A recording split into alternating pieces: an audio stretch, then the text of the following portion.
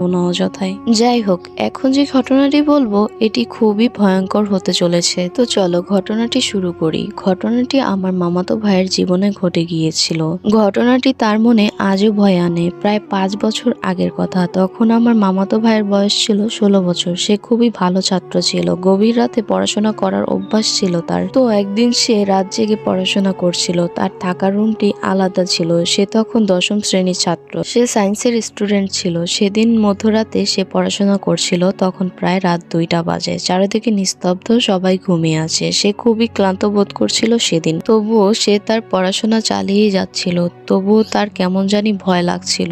অন্যদিকে তার এতটাই গরম লাগছিল যে সে গরমের কারণে তখন বারান্দায় যাওয়ার কথা ভাবলো। তো সে সিদ্ধান্ত মতোই কাজ করলো। বারান্দাটি তার রুম থেকে একটু দূরেই ছিল। তো সে একটা চেয়ার নিয়ে বারান্দায় গেল। বারান্দাটা খোলামেলাই ছিল। সেখানে কোনো গ্রিল ছিল না। সে খুবই সাহসী ছিল, তাই সে ভয় পেল না। বারান্দায় চেয়ারে বসে সে পড়ছিল। বাইরের বাতাস তার গায়ে এসে লাগলো। তাদের বাড়িটি ছিল দোতলায়। আকাশে ছিল ঝলমলে চাঁদের আলো। তো সে মন দিয়ে পড়ছিল। পড়তে পড়তে কিছুক্ষণ পর সে ভয়ে ভয়ে অনুভব করলো, কারণ বারান্দাটা পুরোপুরি খোলামেলা ছিল। রাস্তায় কোনো লোকজনও ছিল না। বাড়ির বাইরে গাছপালা থেকে কেমন যেন শব্দ হচ্ছিল।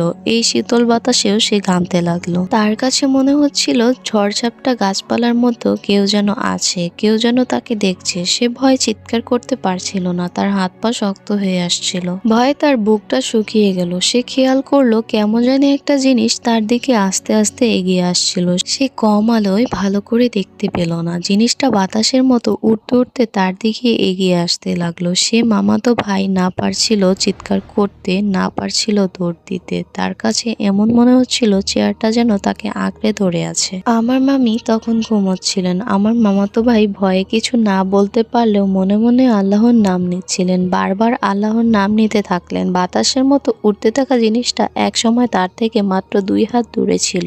আরো এগিয়ে আসতে আসতে যখন প্রায় তার কাছে এসে পড়লো, তখনই পড়লো আজান। আজানের সাথে সাথে ওই জিনিসটা দূরে চলে যেতে থাকলো। যেতে যেতে জিনিসটা একসময় উধাও হয়ে গেল। এই কিছুক্ষণের মধ্যেই সে অজ্ঞান হয়ে পড়লো। সকালে সে তাকে নিজের বিছানায় দেখলো। তার পাশে বসেছিল তার মা। তার সেদিন প্রচন্ড জ্বর এসেছিল। সে তার মাকে জিজ্ঞাসা করলে তার মা তাকে বলল সে বারান্দায় অজ্ঞান হয়ে পড়েছিল। তখন তার মা তাকে ঘরে নিয়ে আসে। তার মাথায় জলপট্টি ছিল। তার মা তার কাছে এই সম্পর্কে জানতে চাইলে সে সেদিন কিছুই বলতে পারল না। আল্লাহর রহমতে সে পরে সুস্থ হয়ে পড়ে। ওই জিনিসটা আসলে কি ছিল সেটা আজও জানতে পারেনি। তার জীবনে একটা ক্ষত রয়ে গেল। এই ছিল আমার মামাতো ভাইয়ের সাথে ঘটে যাওয়া ঘটনা। আর তোমরা কি দেখছো? ভিডিওটি ভালো লাগলে লাইক, কমেন্ট, শেয়ার করতে অবশ্যই ভুলো না।